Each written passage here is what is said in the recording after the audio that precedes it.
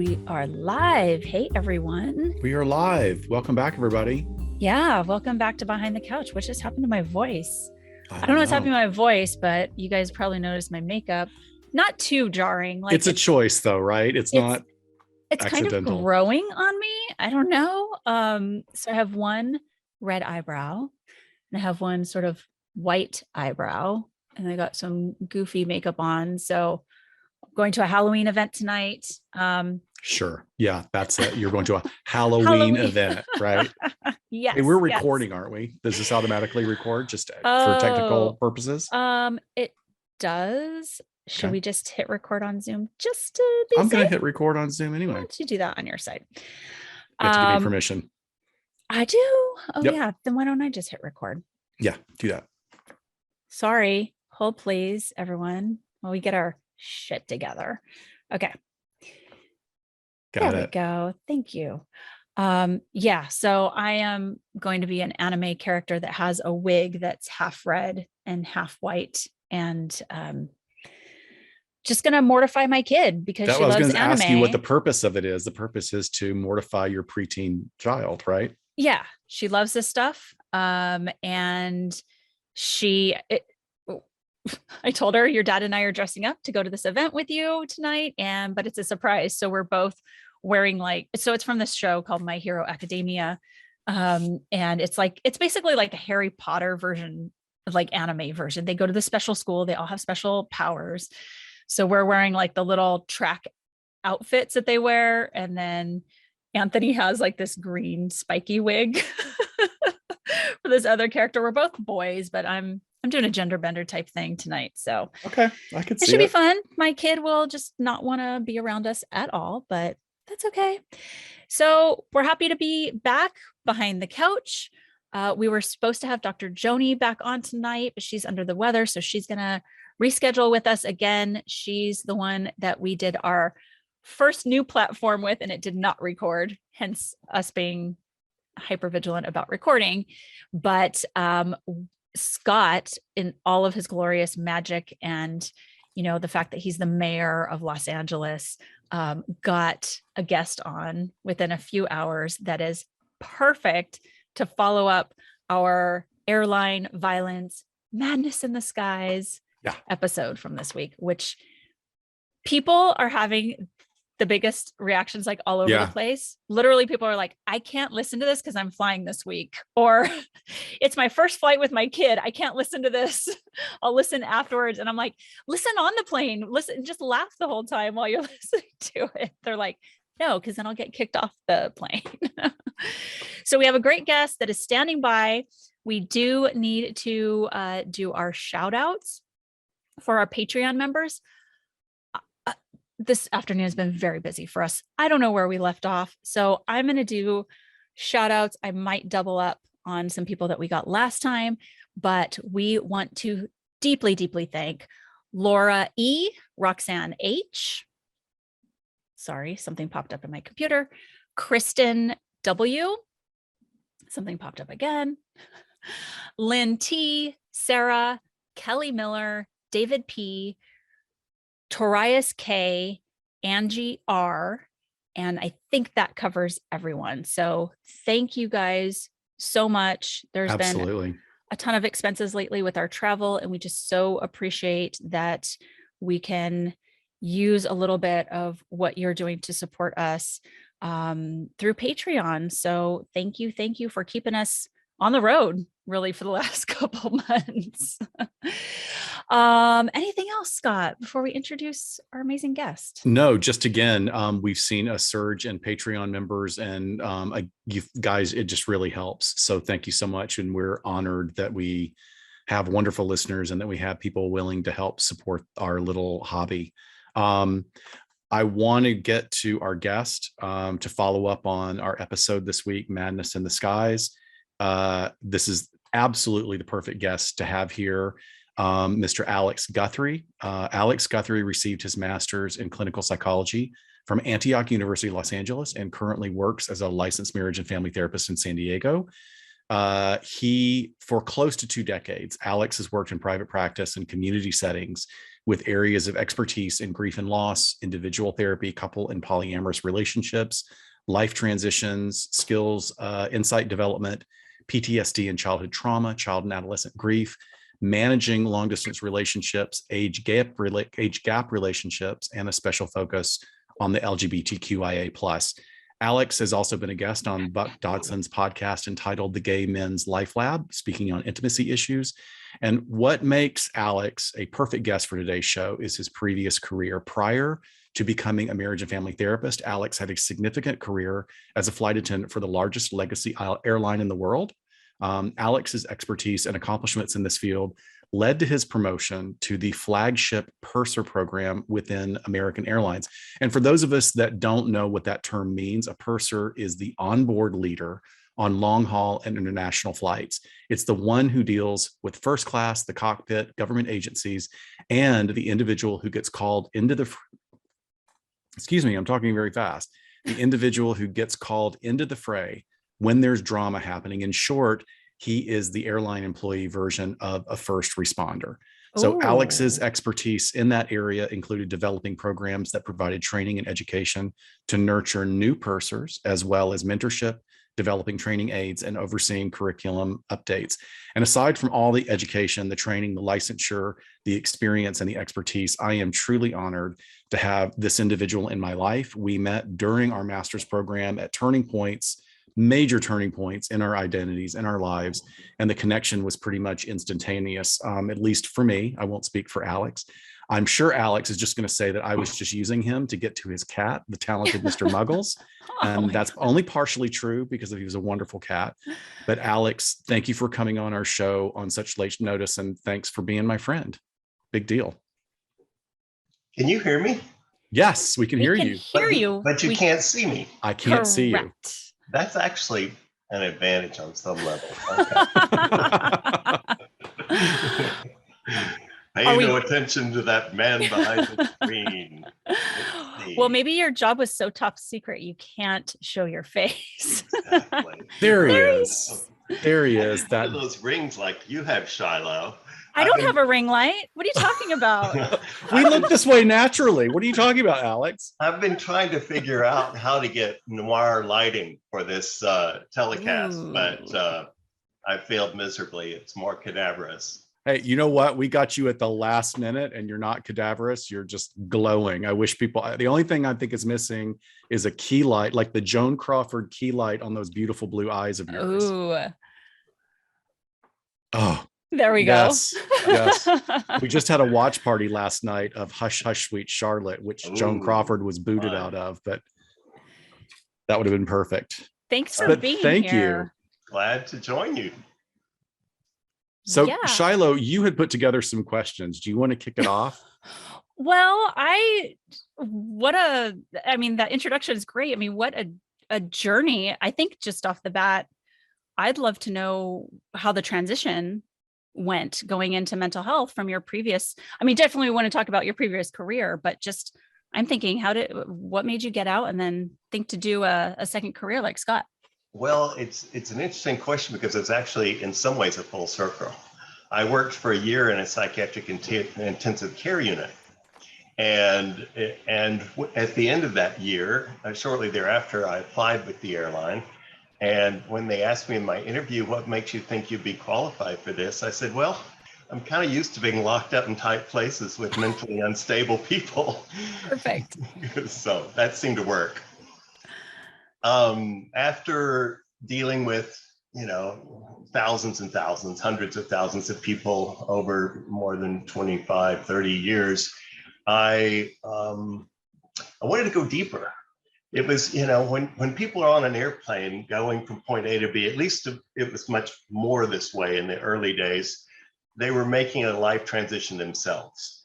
They were being relocated. They were bringing their child to meet the grandparents for the first time. They were, people were coming back from deployment and that sort of thing. So it was all very dramatic and fun. And occasionally you would have a passenger who was crying or upset or nervous or something. And if you had time on the flight, you would engage and go deep. And I always found myself wishing that I knew the outcome. What was this, how did it turn out? What was it like? So So the idea of going deeper with people was a good part of the decision to go into the mental health field. You know, it's so interesting. What you're explaining is very parallel to the experience of so many first responders. And having Scott say in your intro that you were essentially that first responder for a lot of situations, which we have to hear more about for sure, whether it's 911 dispatchers or the cops or the EMTs that are showing up, it's like they're there for the crisis intervention, but then they don't know what happens. And that stuff eats at them. I mean, I debrief dispatchers a lot, and so many of them go out of their way at the end of their shift to stay on, call the division where it happened and say, hey, can I talk to officer so-and-so to just see what happened on the other end of that line? So that pull to have some resolve is a real thing. And what a cool way to feel like you're getting that with a different career. Yes. I was really fortunate in that I guess I had a really good front row seat to the second half of the 20th century's aviation, and of course the beginning of this century. My mother was a stewardess. My father was a pilot. My older brother was a flight attendant. And so I had been steeped in aviation. You know, my dad was a test pilot during World War II. And so there were all kinds of stories and excitement and travel and that sort of thing. And it just seemed natural for me to try it. And I thought, well, I'll see the world, do it for a couple of years, and I'll get a real job. And turns out the world's a lot bigger than you can see in 2 years. You know, I've been traveling since I started the job, and I'm up to almost 70 countries. But Wow. still, there's still lots of new places to go and see, and that's what I'm all about. Fortunately, when you retire from the airline, you get travel benefits for life. Right. So I can take, you know, a loved one, and we can go and travel and see things if there's room on the plane. So take us from when you start your career as a flight attendant. I mean, I'm sure just like a lot of jobs, you kind of get stuck with, you know, you're at the bottom of the totem pole. And can you tell us a little bit how that goes as far as just what you get to choose as far as schedule and where you get to go and flying out of the home areas and how that sort of builds as you get seniority? It does. It also changed considerably, not just with my longevity with the company, but also the industry as a whole. In the 70s, I got at the sort of tail end of that glamorous era. So it was using the ramp stands, walking across the tarmac, getting on a 707, Wow. people dressed very elegantly, and you know, the kids, everything, hats and the whole bit. And you know, the 70s was sort of it was before deregulation. So the seats were very far apart, and there weren't that many people on. We used to take names and destinations in the main cabin. You know, where are you going today? Can you imagine? So it was wild. You know, as far as my coworkers go, you know, the company really could pick whomever they wanted. They got 360,000 applications a year, and they hired 0.5% of the people who applied. So there were, you know, some really interesting, fun, dynamic individuals that I got to work with. And yes, we started with little pebble jumpers, you know, the shorter flights, if you will, and we sort of worked our way up. But the 707 was, it was wild. You know, the 60s, they kind of set up the whole thing as Madison Avenue and sexy young women and, you know, all the glamour and all of that stuff. And by the time we got to the 70s, it was more like, you know, sex, drug, and rock and roll. You know, there was this 747. People were joining the Mile High Club. You know, there was lots of exactly. You know, a lot of celebrities, a lot of whatever you call it, you know, individuals, high profile individuals, I guess you could say. And now, of course, they're all on private planes.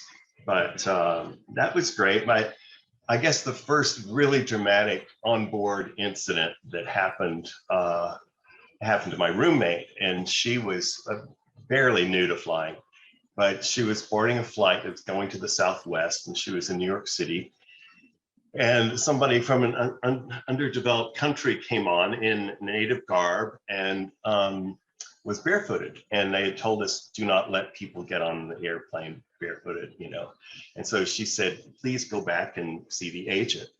And the woman was like looking very, you know, suspicious and, you know, okay. And she went back up. And when she came back down, she did indeed have shoes on. Well, they got about halfway to their destination, and the woman had basically a psychotic break. Mm. And she freaked out, and Di was trying to help restrain her. And in the ruckus in the fray, they were using men's ties. You wouldn't see many of those on board today, but Yeah. to restrain her. And she was kicking and screaming, and it was all sorts of stuff going on. And Di's arm went like this, and the woman bit her here and drew blood. Oh my God. And then she wouldn't let go. And so Di turned to the man sitting on the aisle and said, sir, could you help us? And he got up to help, and the woman broke his wrist like a breadstick. Oh my God. And so it was this very dramatic, intense thing. They had to make an emergency landing. They're going to the hospital, and she's in the hospital with the passenger, and he's like, I'm going to sue you. I'm going to sue, you know, the name of the company. Oh yeah. You know, blah, blah, blah. And she said, sir, you know, I appreciate your assisting us, but I got to tell you, I've had a really bad day. Would you just shut up? and sort of went through it. And then the story was that the follow-up, in this case, we did get one, was that the company medical officer called her and said, you need to go to Mass General and have a syphilis test, because this woman tested positive for syphilis, the one who bit you. And of course, she was this little Catholic schoolgirl virgin and had to go down to Mass General and get a sexually transmitted infection test. And then, you know, it was bad enough that people were like, sure, honey, come on back on Tuesday, it's free. She said, well, actually, this is covered by workman's comp. This is, yeah. Who do you work for? Yeah, no kidding. Yeah. Wow, what an experience for her. That must have been just incredibly. Yeah, it was wild. The 80s, you know, was more cocaine and alcohol driven and you know, that sort of thing. Things got a little bit more intense, the yuppies and the, you know, business class and that sort of thing. And then, well, that is one of the things that I remember in, you know, when I graduated from college. I think I flew once in college. And then when I graduated and started traveling more, so that would have been around 84, I was amazed at how much people drank. I mean, compared to today, people were sloshed when they got on the plane, and they were sloshed all through the flight. And smoking. Smoking. Yeah. Yes. Smoking section is literally one seat behind you. Oh, like that was crazy. We had a promotional that went on, seemed like for years, but it was just months and months. But for $1, you got a wine glass between New York City and LA, and it was all the wine you could drink. Stop it. Why would they do that to you guys? Exactly. We had 428 passengers, so you can only imagine the chaos. Oh my God. The level of kidney function going on. Like people just, I'd be like drinking at the bathroom door. Like, yeah, I'm going to toss this back, but I got to pee in a second. It was wild. And then, one of our listeners who's watching, Emily, she said that in the 70s, they needed the sex, drugs, and rock and roll to deal with the hijackings. Oh, yes. I had friends. Interesting times. Hijacked as well. Yeah. We were going on one flight that I did on a regular basis to the Caribbean. And one of my coworkers went to give back coats from first class, and there was a garment bag closet there. And they noticed zipped into the garment bag were some gray hairs sticking out. What? And somebody was bringing their grandmother to the Caribbean to bury her with the rest of the family. And she was just a little thing. And so they just put her in a garment bag rather than pay the money. Okay, my camera's not frozen. I'm just like gobsmacked. Not even 20 minutes in. I knew Alex would have stories. I knew that he would have stories like every flight attendant that you know has stories. Believe me, lots of them. Well, one of the I things, that I enjoy about social media is the collection. I mean, there are a lot of online forums for discussion, like Reddit. There are just Mhm. thousands of Reddit threads, and um, little companies like Factinate will grab like all of the posts that are on a certain theme, and there's always one that is posted by flight attendants, and they share their experiences about what they've been through. And one of the ones that really stuck with me was about those long haul flights and how generally most of the time the staff gets along, but many times you'll be working with someone you absolutely despise and oh you absolutely cannot show it. But how they'll fuck with each other, like, oh yeah, oh I'm so sorry, no I don't have any Diet Cokes, I'll wait and let her go get them for you. Just sort of think like Mhm. cock blocking, but in a work sense consistently. Did you ever have any kind of those experiences, or having to deal with that kind of personality conflicts? Oh, it was inevitable. And that was a part of my job as a purser, was to go back and put out brush fires between the staff from time to time. You would get somebody who just, I don't know, had gotten up on the wrong side of the bed. That's putting it nicely. mm, And they would start conflict even as the passengers were coming in the door. And that would seed this whole ruckus. And the whole idea is that if you're in that tube and you're up halfway across the Atlantic, you really want things to be calm and peaceful, and it's Yeah. resolved. And many times somebody would offer to change places so that they weren't necessarily working together, or whatever the case may be. But yeah, the personality conflicts for sure are inevitable. And sure. then we have sort of into the 90s, I guess, with deregulation, kind of manners went out the window. uh There were people from all walks of life. The seats got a lot closer together. The layovers got shorter for the crews. The nights, mm, fortunately with Secretary Pete, we're now getting longer layovers, like the pilots are getting now, for rest, because it was 8 hours from the time you landed until you took off the next day. And you needed to eat and sleep and be prepared for another 12 to 14-hour day. So I'm wow. grateful for that. But the 90s brought different kinds of passengers, the socioeconomic background, and training as far as manners and what to do. And that was a challenge in and of itself. And then of course we had 9/11, and Right. that was the first responders on that were the first Americans that were attacked on that day. Sure. And they called in and gave descriptions and seat numbers and informed so much to the FBI and the company that they were able to foresee what was happening in Shanksville and that sort of thing. But I shortly was working a flight from Paris and left from the gate next to Richard Reed. And when I got to Boston, the agent opened the door. She said, "Yeah, the Miami flight came in here 20 minutes ago. Some joker tried to light his tennis shoe on fire." So Oh it was just an yes. intense, wild time of what was going on. And Well, how did Alex, if you don't mind sharing, how did that affect you?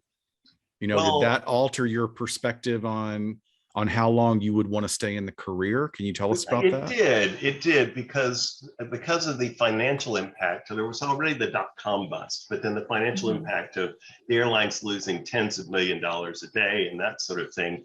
They gave us a 1/3 pay cut. Wow. The cockpit had a bulletproof door and suddenly a computerized thing that you couldn't get in there. But with the flight attendants, they were saying, well, just roll up a magazine and hit them with that, or pour hot coffee on them or something like that. So there was a great sense of vulnerability. Mm, And at a time that everybody was really stressed already, the whole paradigm of safety changed for the industry and the company and the country as a whole, really.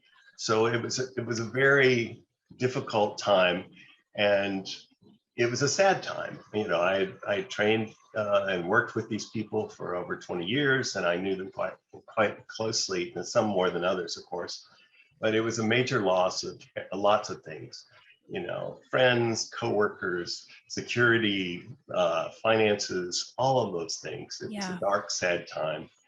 And I was living on the East Coast, and I came out to Los Angeles for 2 birthday parties, and I had to shovel 27 inches of snow to get out of my driveway. And everybody out here was just, wearing flip-flops and linen, and the flowers were blooming. And I felt like I'd left the lunar surface. Yeah. And one of my buddies, who is a therapist that,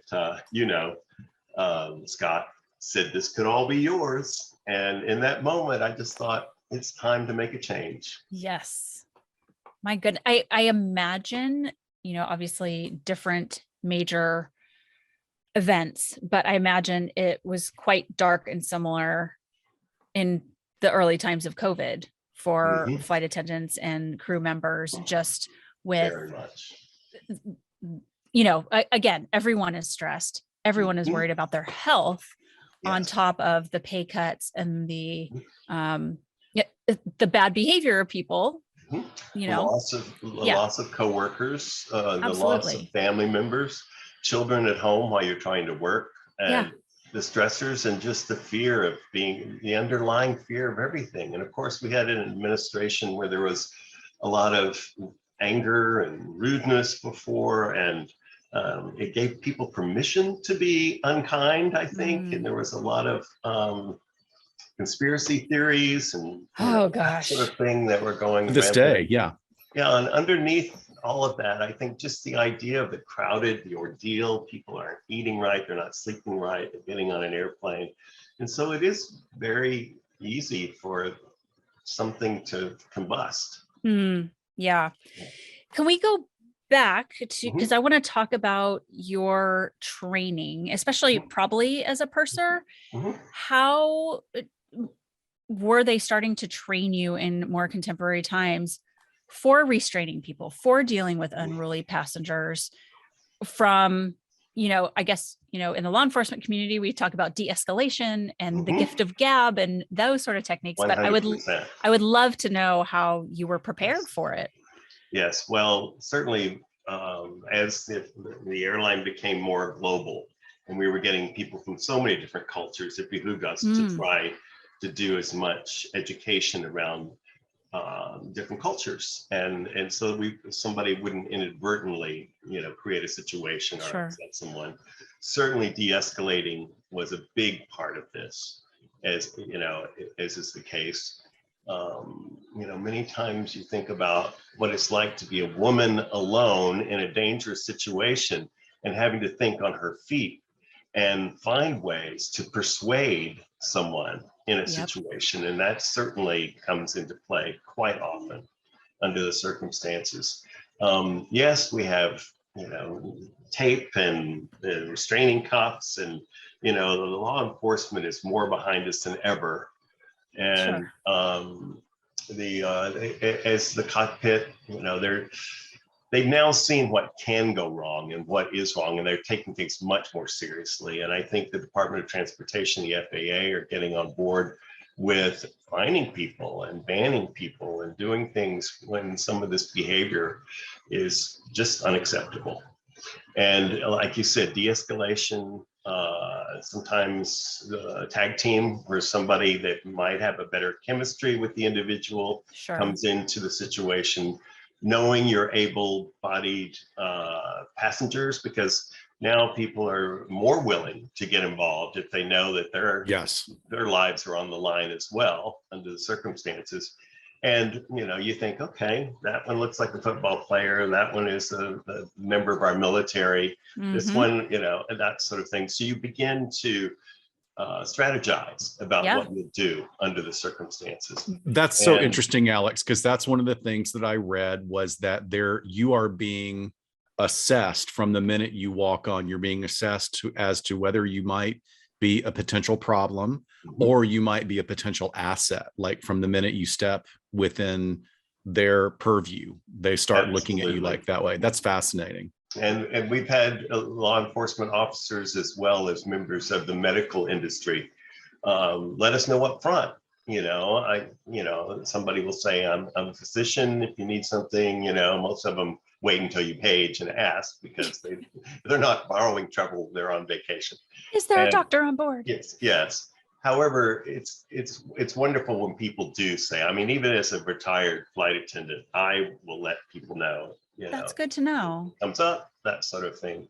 So it's a collaborative effort, and it's a group effort. And like you said, Scott, people really do make themselves known even before they get on board. The agent will come on and say, "Oi, you've got somebody," and and then somebody at the door of the airplane will say, Okay. "Oh my gosh, I've just gotten into with somebody, and they're not even sitting in my section," And then sure enough, that person halfway across, it's the that's when you get into characterological mental illness situations, oftentimes, or somebody who's been affected by drugs or alcohol, or just, I don't know what to say, conspiracy theories, paranoia. Delusions. Well, yeah, in that sort of liminal space between diagnosable mental illness and sort of outlandish eccentricities with disinhibition. So that leads me to our next question is, like, you now have, almost a couple of decades under your belt in this new career. Do you find yourself looking back on particular perspectives of interactions from those years as a purser, and looking at it through a different lens, or even an aha moment of like, oh, that's what was going on? I mean, did you even have the vocabulary at the time to know that woman was having a psychotic break? Or well, I knew that she was clearly her brain wasn't working properly under the circumstances. Having labels, the DSM, the Diagnostic and Statistical Manual, is a great way to organize a scaffolding around particular behaviors. And so I didn't necessarily know that somebody was an axis 2 or something like that. Right. And so that gave my brain shorthand for looking back on circumstances and situations, passengers, coworkers, pilots, that sort of thing. Yeah. Oh, even your coworkers, I'm sure. Yeah. So I guess my follow-up to that would be,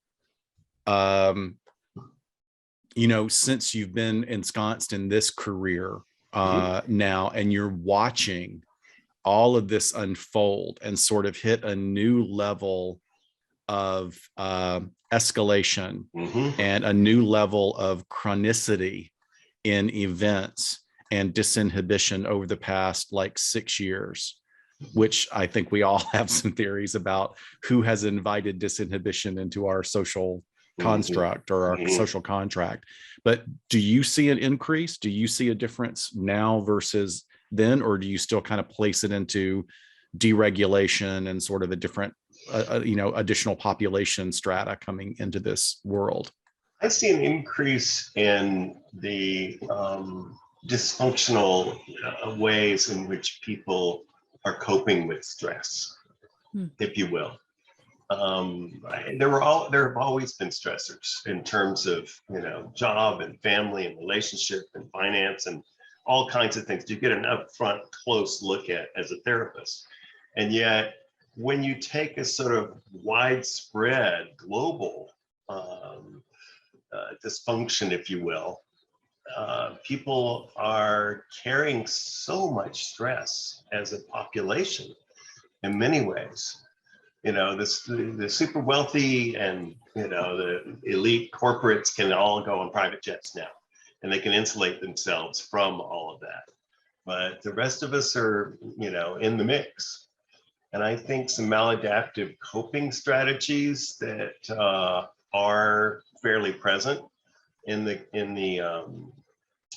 population as a whole will not serve the individual well, or those and their families, their coworkers, or the population at large. You see that in, the school shootings, you see that in so many different ways in which we've all suddenly, just the access to information, the internet, we're seeing what's happening in Nigeria or in Thailand or, whatever the case may be, Pakistan. And we don't ignore it. We hear it. We feel it on some level. Yeah. So we touched on this in our episode that sexual assaults on planes are a real thing as well. Um, did you ever have to either intervene or deal with a victim who had been Yes. victimized in that way? Quick question. I noticed one of my neighbors is doing something with a mechanical a tool outside. Is that within your earshot? No, I No. didn't Okay, hear then it. we can ignore it. Great. Okay. Yes. I learned sort of later than I should have, I think, that women especially were vulnerable to who was sitting next to them Yeah. on an airplane, and also girls, like young girls who are unaccompanied minors or teens traveling and that sort of thing. And we have had episodes where we've reseated people Mm, because we haven't liked the energy, yeah. the vibe that's going on in a particular an expression. I mean, now you're also trained to look out for human trafficking. Yes. Yes. You can't, the signs are everywhere in every bathroom Yeah. stall in the airport. So Mhm. you would proactively get a vibe and Assess. reseat people. Mhm. So Love that. let's just say your radar goes off, Alex. Mhm. Are you going to immediately consult with one of your colleagues to get more collateral information to Mhm. lead us through that process? Yeah, a little reality testing. Did you get a Mhm. vibe from that person in this seat? I'm worried about that young woman that's sitting next to him at the window. She looks very uncomfortable. Okay. Check out her body language and see what's going on. And somebody, yeah, I thought the same thing. So, I have a really sweet little old lady that's sitting with an empty seat next to her. And, like she looks like a librarian or a school teacher or something. I'm gonna switch this gal Yeah. and do that. And Good. then of course, the flight attendants being as empathetic as they were, a flight attendant that's comfortable with young women. Let's say a young flight attendant who's really great with working with that age. If the young gal were to get up and go to the washroom, she would stop and she would, engage her and sort of check things out and Perfect. could really get in there quickly. Yeah, that's great. That's so nice to know that, you guys, flight attendants seem so busy, but also we have to remember you really are experts at sizing up people and reading people because you're doing it all day long Very with quickly. a stream of Yeah. a variety of individuals. And that's the thing that the research showed, is that there really isn't a profile of a victim in sexual assaults on airlines, except that they're women flying alone or girls flying alone. That was like the only commonality. Often the case, Yeah. people are out of their sleeping patterns and they might fall asleep and Yes. you don't know what's going to happen in that situation. Of course, these days you almost have to take out a second mortgage to buy a drink because they're Seriously. so expensive. But when people are overserved, say in the airport as a whole, Mhm. and then get on, even if they don't buy more than one drink on board, if they are intoxicated, then their judgment is off and they might take advantage of a situation that, Well, we, in our research for that episode, Alex, I came up with something that I had never read before, about the theory of alcohol. The alcohol disinhibition theory, which is something we've kind of all like, well, duh, of course you're going to be disinhibited if you're under the influence. But the studies around that phenomenon have started showing that the bigger part of the outlandish actions are because the person actually makes an excuse for themselves. Well, I'm drunk, so it's okay for me to act this way. Yeah. So it's not that their inhibitions have been, their disinhibition is down, as their inhibition is down. It was wildly different than what I was expecting. And, I even had an experience. This was probably right before COVID. I was coming home from vacation and from visiting family. Mhm. And I happened to sit next to a guy that I recognized from LA. It was like, I kind of knew him from the gym, a nodding acquaintance. And it was like, oh, great. This is somebody that's like going to be pleasant to speak to. And I got such a different view on somebody's world, because within the minute the flight attendant came by, he was tossing back drinks for 6 hours. 6 Whoa. hours. He was just tossing back, and it was a big guy. So like, he didn't act out outlandishly, but I was thinking, oh my God, people drink that way? Because I just didn't think anybody drank that way anymore, but they really do. And you That's have just the a elevated recipe for cabin disaster. pressure. I mean, you have the higher elevation of the cabin environment. Right. And so in that situation, it can be extremely, it's like, I don't know if you've ever been to like Colorado or something. You can, if you drink in that kind of environment, it goes even faster under the circumstances. So Yeah, it's like yeah. almost like people just turn on vacation mode, Mhm. vacation mode, you might drink a little earlier in the day or something like that. But what's fun and vacationy about being stuck in an airplane, unless they're doing it because he's a nervous flyer or, something like that. Yeah, could be. And then if you add some of today's modern day sleeping medications, people say, oh, I'm just going to sleep on the plane. So they take something and then, Ambien. all involved. Yeah. And you must have seen some of the news reports of some of the things that people have done during an Ambien blackout. Yeah. And it's not necessarily Ambien, but you know what I'm saying. Yeah. Like sleep eating, sleep shopping, that kind of stuff. Disrobing. Yes. Yes. Lovely. Thinking they're in a lavatory when they're not. Oh my gosh. Well, so have you ever really legitimately felt like your life was in danger ever on a flight? Because I think, I think about, yes, certainly you've already talked about some dangerous situations physically. But some of our listeners were also wondering, I think after we were kind of talking about hijacking and 9/11 and things like that, have you ever felt that yourself? Because it would really speak to the level of trauma you would experience as a first responder. Well, the first thing that comes to mind, Shiloh, is when there were mechanical issues with the plane. Yes. And, hydraulic system goes out, or, the landing gear, they don't know if it's down, or, we may have to make an emergency landing, and, that sort of thing. Those can be really suddenly bring into high relief that we are really high up going really fast, and we're vulnerable under these circumstances. That's been more the scarier moments.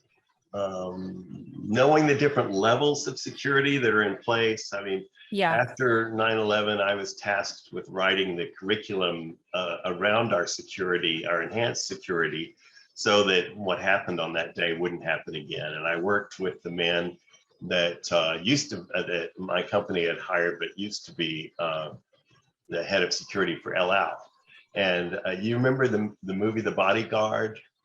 With Whitney Houston and Kevin Costner. Well, this is the guy that was based on. Oh, wow. And he had been deep undercover with the FBI for like 3 or 4 times all of this, but he was the one that sort of worked with me to say, this we can let the public know, or the flight attendants have to keep this under their hat, and this, we can't even tell the crews, but these are some of the security measures that are in place. And that went a long way to helping some of the sense of vulnerability around it. But yes, I was on a flight where somebody found box cutters, and that was one of the instruments of 9/11, and they found in the overhead bin, and that was after they had instituted all the screening and all of that. So it was like, oh, do we have somebody on the ground who's doing this? Works on the airplane, and so that sort of amps up your paranoia and your fear and your anxiety around that. But really, mostly it was like, having major systems that were developing problems. And of course, there's secondary and tertiary systems on these planes that are, helping to back up. But I remember I had a mechanic on one where the hydraulics had gone out the first level, and he was like, red, yellow, or green. Oh gosh. We had his attention for sure. And that sort of thing. But and everyone looks to you guys to see how you're reacting, your expression, even if it's just like, a little turbulence or something like that. Okay, what's their expression like? And I know I do that. And when I was on my 8th grade trip to Washington, D.C. We had just taken off from Ontario Airport here in LA, and one of our engines caught fire. Oh boy. And we had to do an emergency landing. And I was like, I'm 13 years old. I'm going to die with all of my stupid classmates. This is not how I want to go out. Not at all. But I do remember, we were looking at the flight attendants to kind of see how concerned they were. And we had to get an emergency position. We made a great landing. And a lot of kids were calling their parents. I knew better than to call my mom, and I did not, because I knew they were going to take us to LAX to catch another flight. And I'm like, she will not let me get on that next flight. Absolutely. I am going to Washington. So clearly I wasn't too impacted. Well, I'll tell you, some of us have real dark senses of humor after this, all the things that you say, the things that are being said to you and stuff. And I had a few jokesters that would sit facing the whole cabin. And we knew that when they brought up the flaps into the wing after takeoff and the gear would go up, it would make a certain high-pitched whine and grinding sound. Yeah. And if we were feeling kind of, I don't know, mischievous, we get a look of panic on our faces, even though we knew it was absolutely fine. Oh, you rat bastard.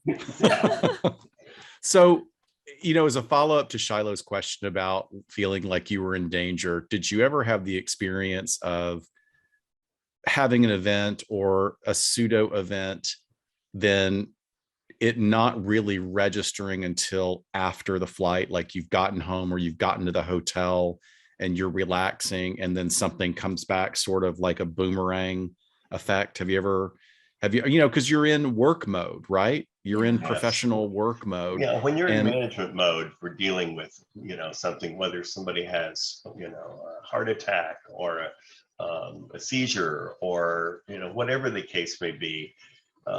If you have a fire in the galley or something, you're so busy in management mode doing all of that. Your adrenaline's flowing. You have all your list of procedures that get renewed every single year with the FAA and that sort of thing. Many times after the fact, when it all dies down and the adrenaline leaves, then is when you start to shake. That's when you start to realize, oh man, I was grabbed by the throat by a passenger one time and threatened. And this was fairly early on. And I was furious. My fight or flight kicked in a big way. Sure. And I remember it took a long time to come down from that desire to engage. Yeah, your adrenaline is just coursing through your body, so you're having that response. Well, that's an interesting segue into a question as well. Is today it seems like the focus for flight attendants really, really emphasizes liability, and like we have it seems like your colleagues in that profession are having to deal with a real dialectic, being pulled in two directions. I have to take care of something that may be a life-threatening issue, which may mean a physical hands-on takedown, and yet now I also have to be worried about getting sued. So do you think that that's more prevalent now than it was during your time, or has liability always been sort of present in the mix? And can you take legal action against a passenger? I do know there are some circumstances, and fortunately, I was a unionized worker, and so I was very, very grateful to have the advice of legal departments, both with the company as a whole and my union.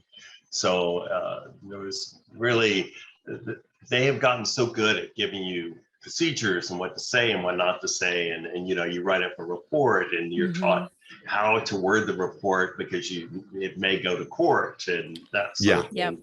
It's reviewed, and have debriefings, and you have in certain traumatic situations, you actually have a group debrief that helps with a therapist and that sort of thing. Good. But the legal aspect, now that we live in the information age and everything's instant, you can pretty much get good advice, whether it's medical advice or legal advice or law enforcement involvement or whatever the case, fairly quickly, unless you're halfway across the Pacific. Right. You know, And then you're on your halfway own. across the Atlantic. Yeah. And then you're a little bit on your own there, but you know, you've got a great team of people around you, and you've got a lot of people who don't want themselves to get in trouble. So, you know, it's like, I don't want to be in the middle of a scuffle. So you can sort of get people involved. I think the legal part is an important part for the flight attendants, because for years it was a dialectic, as you said, Scott, because you were the face of the marketing department. You spent more time with the passengers than any other employee in the corporation. Very good point. There were all kinds of ways in which you were supposed to make nice and the customer's always right mentality. And that was really wrong, especially for the way certain women were treated. I mean, you know, you can go again all the way back in history where you couldn't be married, you couldn't have kids, you couldn't, you know, that's all these ridiculous weight checks. Weight checks. Yeah, snapping a woman to see if she's wearing a girdle. You know, just all these unbelievable things that were imposed upon the female workforce and not paid nearly so well as, you know, men in, you know, other parts of the company. So, oh, she's not a breadwinner.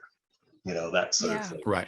But now when somebody can get their teeth knocked out by a passenger, knowing that they can bring lawsuit against them, I think is really important, because you need to have advocacy. You need to have somebody stand up for you.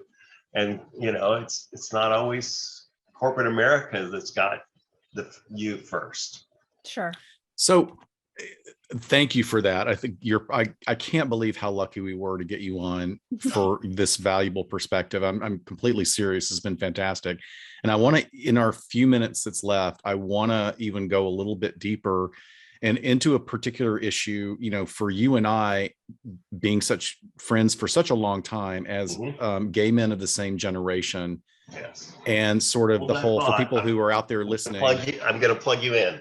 Okay. I'm so honored to be plugged in. Hold on, gay men of a certain generation. Yeah, hold on. Oh, we talked about a couple of reference points here. Yeah. Got 2 laptops and 2 computers here.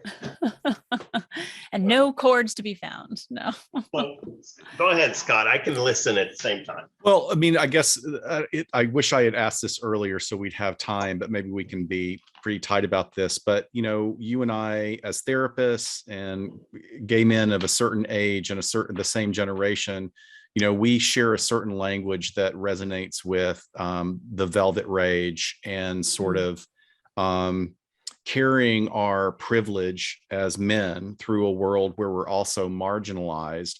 And then you worked in I was a professional dancer. So of course I was looked at with a certain lens by the heteronormative community, and you working as a male flight attendant also had a lot of stereotype around it. And I was wondering if you could speak to, you know, it sounds like there's also a dialectic there where you probably got hit on just as much as the women did. And there's also microaggressions that probably were experienced by you being in to get to that level you got, you know, and we didn't even have those terms, microaggressions, at that time, but I'm sure you have a perspective on that. Again, it goes back to that Mad Men, Madison Avenue image of having one in every port and being promiscuous and that sort of thing, that really in reality didn't bear out nearly so much. I immediately thought about a situation where I was working in the aisle on the cart with a coworker, and a man came and stood in the opening area, the entry area by a door, and there were 40 or 50 people within easy earshot of this. And he said, so you based in Los Angeles? And I, you know, boring, yes, what would you like? No, just on a layover. And he goes, well, would you like to get together when we get there? Okay. And, oh, thanks. I have plans. He goes, well, what about next trip? And at this point, now the passengers are, doing the Wimbledon thing. They're like, how will this end? Wow. Dinner and a just show. said, I have plans indefinitely. There you go. So you handled that well. But that's the kind of thing that, the women were getting all the time. Oh, Right. I can't imagine. Oh, I'm sure. And I heard lots of horror stories around that. Oh. And there were times when I thought it would be nice when I'm in my single days, but Right. it wasn't the case. And So- then what about the idea sorry. of microaggressions experienced by, here you were at this high level position within your field, but were you still marginalized in any way as a gay man? I think so, yes. Especially early on. It's not true today, but I will say early on, most of the pilots that we had been World War II veterans and very macho and the military culture, if you will. And, I'll harken back to when I was telling you when that passenger grabbed me by the throat and I wanted him, to be met by law enforcement officers when we got there. And I was completely dismissed by the cockpit and just told, oh, just get somebody else to serve him and leave him and give him a wide berth and leave him alone, something like Jeez. Yeah. that. So, and I'm so sorry you had to have that experience. A little bit like a microaggression, I guess, if you will, where I was just, dismissed. Oh, he's just one of the skirts. Yeah. Ball-bearing stewardess. Yeah. So can you leave us with one of your more hilarious stories or something that is just, you think back on, you're like, did that really happen? Well, there are many that we tell, of sitting around. In fact, I'm going to a dinner party tonight and there will be 6 flight attendants there. Oh boy. So yeah, lots of stories will go around and that sort of thing. Gosh, I wish I thought about it ahead of time because That's okay. Years here, I just remember some of the crazy questions that people would ask. Just inappropriate. When you're flying over the Midwest or the grain country, Kansas, all those places. Well, they had those irrigations that were round, not crop circles, but they were, sphere circles. Yeah. And it was green and it was, next to a brown one, next to a beige one, next to another green one and another green one. And this sweet little couple called me over and, they'd seen a lot in their day in one way or the other. And they said, excuse me, are those crop circles? So sweet. And the man said, no, I told you, they're missile silos. Oh my gosh. You're both wrong. You Sorry got a to double disappoint. for that. Yeah. She knew what it was, but they were not missile silos, but they wanted to know. And then some sweet young, not even on his way to boot camp, came to the back of the airplane. And they had, this is on a 727, it had aft stairs that went down underneath the tail and had a little porthole that led to the aft stairs. And there was a jump seat at the door. And he came on and he looked through the porthole and turned to me and he said, is that where you sleep? Okay. Like, we never get off the plane. We're just here for you. Yeah. You never We leave. live here.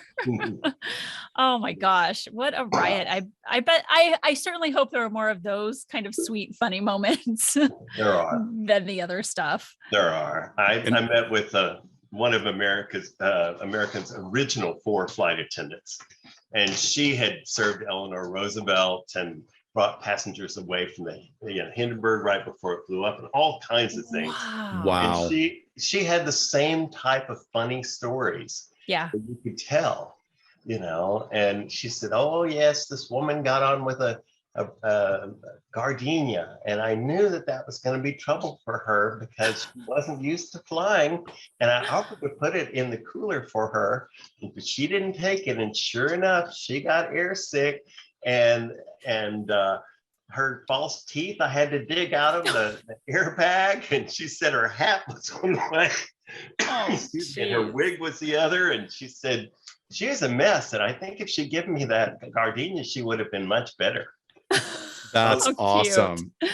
It's so That's funny sweet. when you say gardenia, I immediately can smell that overwhelming know. perfume and think, oh, that would not be good in an enclosed space. No. Yeah. This was so fun, Alex. Thank Alex, you. you are a lifesaver, and you're such a wealth of Absolutely. information. And I am going to be your publicity agent for you to be the expert for talking head opportunities, being a therapist and an expert on airline travel. Thank you so much. I think we should all sign off today by doing the, what do you say as the passengers are leaving? Bye-bye. Bye-bye. Bye-bye. Bye now. Bye now. Bye-bye. Thank you. Bye-bye. Don't forget your luggage. Bye-bye. Take care. I want to see your episode. Was it last week's? The one about before this was about aviation? Scott will send it to you. It's an audio podcast. It's our podcast. I'll send you a link tonight. Oh, great. I'll look forward to that. Play it at your dinner party. Yes. Thanks, Alex. Take care. Thank you. Bye-bye. All right, everyone. Thanks for joining us. It was so good to be back with a live show. We have another great guest lined up for next month. And I got to run to a Halloween event. So have a great Halloween. Take care. Bye, See guys. you guys later. Bye.